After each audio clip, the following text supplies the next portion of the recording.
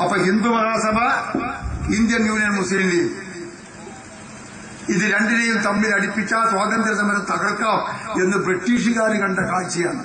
അല്ലാതെ ഭാരതത്തിന് ഇതിനൊരു ആവശ്യവുമില്ല. ഭാരതത്തിന്റെ സംസ്കാരവും പാരമ്പര്യവും എന്താണ്? ലോകത്തുണ്ടായ എല്ലാ മതങ്ങളും വിശ്വാസങ്ങളും നമ്മുടെ രാജ്യത്തേക്ക് കടന്നു വന്നിട്ടുണ്ട്. ഇവിടെ വരാത്ത സംസ്കാരം ഏതാണ്? യേശുക്രിസ്തുവിന് 500 കൊല്ലം മുമ്പ് ജീവിച്ച ഇറാനിലെ ഏറ്റവും വലിയ മഹാനായിരുന്നു 2 കൊമ്പുള്ള രാജാവ് ദുൽഖർനൈൻ. അദ്ദേഹത്തിന്റെ മതമാണ് പാർസി മതം. ആ മതം ഉടനെ തന്നെ 1 കൊല്ലത്തിനിടക്ക് ഇന്ത്യയിലേക്ക് കടന്നു വന്നിട്ടുണ്ട്. പാർസികൾ ഇന്ത്യ മുഴുവനുണ്ട്. കോഴിക്കോട്ടുണ്ട് പാർസികൾ, ബോംബെയിലുണ്ട്. യേശുക്രിസ്തുവിന്റെ 500 കൊല്ലം മുമ്പുള്ളതാണ്. അതിന്റെ മുമ്പുള്ള മതമാണ് ജൂതമതം. മൂസാ നബി മരിച്ച ഏതാനും ദിവസങ്ങൾക്കകം ജൂതമതം കേരളത്തിൽ വന്നു. ഈസാ നബി യേശുക്രിസ്തു മരിക്കുന്ന കൊല്ലം കഴിഞ്ഞിട്ടില്ല ആ പ്രസ്ഥാനം ഇന്ത്യയിലേക്ക് വന്നു. നബിയുടെ കാലത്ത് തന്നെയാണ് ഇസ്ലാം മതം വന്നത്. നബി ഇസ്ലാം മതം പ്രചരിപ്പിക്കുന്ന കാലത്ത് അന്നത്തെ സാമൂഹ്യ വ്യവസ്ഥയിൽ മാറ്റം വരുത്താനുള്ള അതിശക്തമായ ഒരു വിപ്ലവ പ്രസ്ഥാനം എന്നുള്ള നിലക്കാണ് അതിന്റെ ആവിർഭാവം. അതിൽ ആവേശഭരിതനായ കേരളത്തിലെ രാജാവ് ചേരമാൻ പെരുമാൾ പറഞ്ഞു, എനിക്ക് മുഹമ്മദിനെ കാണണം. അങ്ങനെയാണ് അദ്ദേഹം മക്കത്തേക്ക് പോയത്. പായക്കപ്പലുണ്ടാക്കി 3 പായക്കപ്പലിലാണ് സഞ്ചരിച്ചത്. ഏറി കപ്പൽ പായുയർത്തി രാപ്പകലുകൾ ഓടി എത്തിടൈ ശേഖരമൊക്കല്ല വസ്തി തന്നിൽ കൂടി. അങ്ങനെയാണ് അദ്ദേഹം പോയത്. അദ്ദേഹം ജിദ്ദ എന്ന സ്ഥലത്ത് വെച്ച് മുഹമ്മദിനെ കണ്ടു, മുഹമ്മദിന്റെ പ്രസ്ഥാനത്തിൽ ചേർന്നു. ഏറി പൂത്തെത്തിയന്റെ താഹറങ്ങൾ കണ്ട് ീരത്തുണ്ടായിരുന്നറിയണ്ടേ. ഇതൊക്കെ മനോഹരമായ പഴയ ചരിത്രത്തിലെ പാട്ടുകളാണ്. ആ ഭാഷ തന്നെ ഇപ്പൊ നിങ്ങൾക്ക് അറിയണമെന്നില്ല. ഹദ്ദ എന്ന് പറഞ്ഞാൽ ജിദ്ദ എന്നാണ്. ജിദ്ദയിൽ ചെന്നു, മുഹമ്മദിനെ കണ്ടു. കണ്ട ഉടനെ ചെയ്തതെന്താ അറിയുമോ? ചിർക്കടാക്ഷ കോൾമലർ ചെന്താമരപാദത്തിൽ, ചെന്താമര പോലെ മനോഹരമായ മുത്തുനബിയുടെ പാദത്തിൽ ചെമ്മതി കിരീകിടം എടുത്ത് സീറൈ താഴ്ത്തി. ചേരമാൻ പെരുമാൾ മഹാരാജാവ് തലയിൽ നിന്ന് കിരീടമെടുത്ത് നബിന്റെ മുമ്പിൽ തല താഴ്ത്തി. ഇപ്പൊ നബി പറഞ്ഞു, തല താഴ്ത്തി നമസ്കരിക്കരുത്, അത് നമ്മുടെ സംസ്കാരത്തിന് യോജിച്ചതല്ല. നമ്മുടെ സംസ്കാരം കെട്ടിപ്പിടിക്കലാണ്, ആലിംഗനം ചെയ്ത് ഉമ്മ വെച്ചു. അങ്ങനെയൊക്കെയാണ് ഈ പഴയ കാലത്ത് ഞാൻ പറഞ്ഞു വരുന്നത്. അന്ന് തന്നെ ആ സംസ്കാരം ഇന്ത്യയിലേക്ക് കടന്നു വന്നു. ഇതൊക്കെ സ്വീകരിച്ച അതിമഹത്തായ പാരമ്പര്യമുള്ള രാജ്യമാണ് ഭാരതം.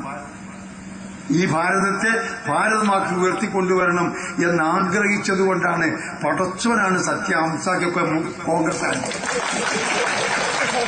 നിവൃത്തിയില്ലാത്തതുകൊണ്ട് കമ്മ്യൂണിസ്റ്റായി.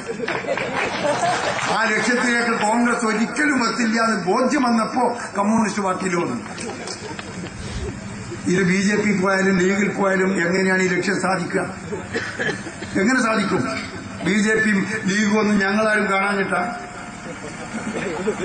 ലീഗിൽ ഞങ്ങൾക്ക് കാണാമായിരുന്നു. എനിക്കൊക്കെ പ്രത്യേകിച്ച് മലപ്പുറം ജില്ലയിൽ ലീഗാകാനുള്ള എല്ലാ യോഗ്യതയുണ്ട്. നമ്മളെ ജില്ലാ പഞ്ചായത്തിനൊക്കെ അറിയാം. ഞങ്ങളൊക്കെ അടുത്ത വീട്ടുകാരാണ്. എല്ലാ യോഗ്യതയുണ്ട്. പക്ഷെ ഞങ്ങൾ വന്നത് എന്തുകൊണ്ടറിയോ?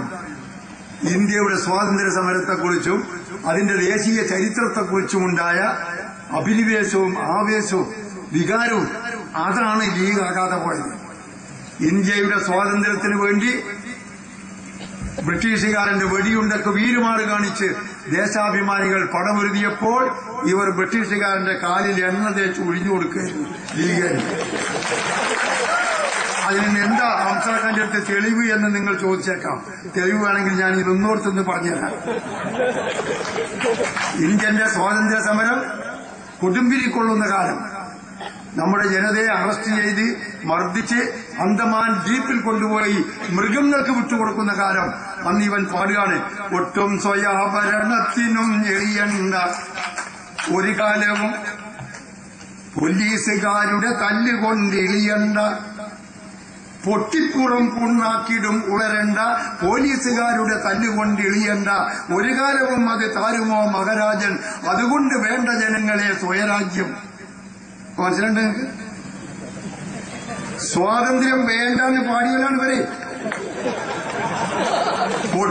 പൊട്ടിപ്പുറം പുണ്ണാക്കിടും ഉളരണ്ട അടിച്ചിട്ട് പുറം പുണ്ണാക്കും. വല്ലാതെ ചൂടായി പ്രവർത്തിക്കേണ്ട കോൺഗ്രസിൽ സ്വാതന്ത്ര്യ സമരത്തിൽ. പൊട്ടിപ്പുറം പുണ്ണാക്കിടും ഉളരണ്ട പോലീസുകാരുടെ തല്ലുകൊണ്ട് ഇളിയണ്ട. ഒരു കാലവും അത് താരുമോ മഹാരാജൻ, അതുകൊണ്ട് വേണ്ട ജനങ്ങളെ സ്വയരാജ്യം. പംസാക്കെന്ത ലീഗാകാഞ്ഞെന്ന് മനസ്സിലായെങ്കിൽ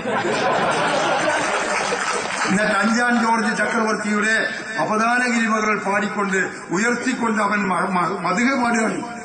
ഇന്ത്യ എന്ന പതിക്ക് സ്വയം ഭരണം കിട്ടാനാശിച്ചും കൊണ്ട് എന്തിനടോ തകരാറിന് പോണിക്കാലത്ത്. ഇത്രയും മര്യാദയിലെന്നും ഈ നാട് ഭരിക്കാൻ ഇത്ര നല്ലൊരു മന്നവനുണ്ടോ ലോകത്ത്. നിങ്ങൾക്ക് മനസ്സിലാക്കുന്നു പാട്ടിന്റെ അർത്ഥം തിരിയുന്നില്ലേ?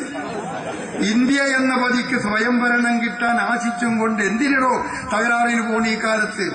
ഇത്രയും മര്യാദയിലെന്നും ഈ നാട് ഭരിക്കാൻ ഇത്ര നല്ലൊരു മന്നവനുണ്ടോ ലോകത്ത്. അപ്പൊ ഇവന് ഏതാ രാജ്യം? ഇവൻ ആരാ ലീഗ്? അപ്പൊ ഞങ്ങളെപ്പോലത്തുള്ള ആളുകൾ ബുദ്ധിയില്ലാത്തത് കൊണ്ടോ വിവരമില്ലാത്തത് കൊണ്ടോ ലീഗാകാതിരുന്നതല്ല, അതുള്ളത് കൊണ്ടാണ് ലീഗാകാതിരുന്നത്.